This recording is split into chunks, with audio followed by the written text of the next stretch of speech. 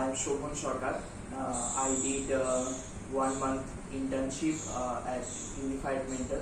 So I did two projects. One is on foreign direct investment over the years in India, and another one is on World Cup analysis. So it was a great learning for me, and I showed different statistical analysis, and also I did EDA or explanatory data analysis, and that all, and I could learn a whole lot of things through this internship, and also I boosted my skill in technical skill in Python. So I'll say, and I will recommend all of data analyst aspirants to think over pursuing this internship at Unified Mentor, and I think it was a very good experience for me.